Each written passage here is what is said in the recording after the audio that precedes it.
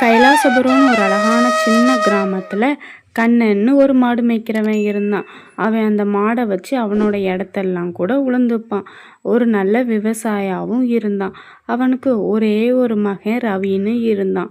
அவன் அவன் மகனை எப்பவும் ரொம்ப சந்தோஷமா பார்த்துக்கிடுவான்.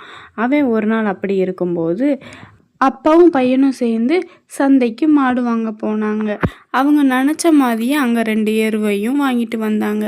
2 மாடு அப்பாவுக்கு ரொம்ப நல்லாவே பிடிச்சிருந்துச்சி. மாடை வாங்கிட்டு திரும்ப வர்ற வழியில் ரொம்ப பசிக்க ஆரம்பிச்சிட்டு, அதனால் அப்பாவும் பையனும் ஒரு அழகான ஆத்தங்கரையில் மாடை 2யும் கட்டிட்டு சாப்பிடலான்னு உட்காந்தாங்க. அப்பா இந்த இடத்துலயே உட்காந்து சாப்பிடலாம்ப்பா, இதுவே எனக்கு ரொம்ப பிடிச்சிருக்கு. இங்கேயே நம்ம சாப்பிட்டுட்டு அப்புறம் மெதுவா இருட்டுறக்குள்ள நம்ம ஊருக்கு போகலாம்.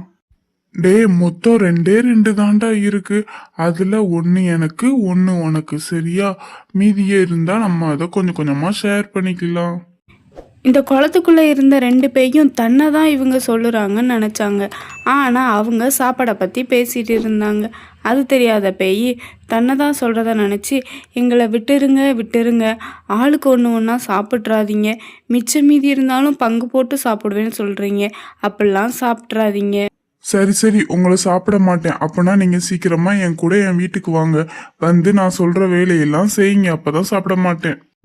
அங்கேருந்து மறுபடி பேய்கள்லாம் வந்து அந்த அப்பாவோட வீட்டில் வேலை பார்க்க ஆரம்பிச்சிச்சு. தோட்டத்துலேயும் வேலை பார்த்துச்சு, வீட்லேயும் வேலை பார்த்துச்சு, எல்லா இடத்துலையும் வேலை பார்க்க ஆரம்பிச்சிச்சு.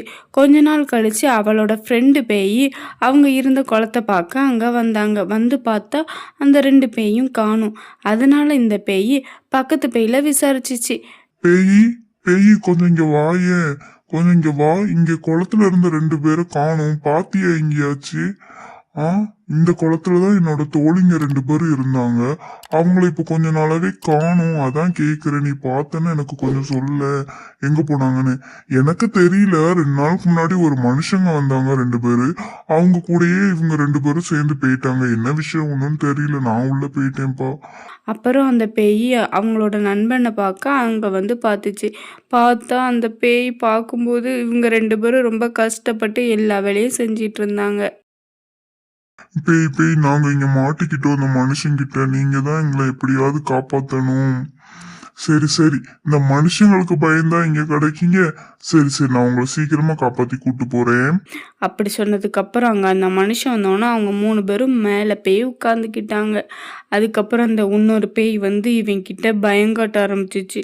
இங்க பாரு, என் நண்பர்களை நீ விடல. இங்க நடக்கிறதே வேலை. ஒழுங்கா சொல்லிட்டேன், என் நண்பர்களை விட்டுரு.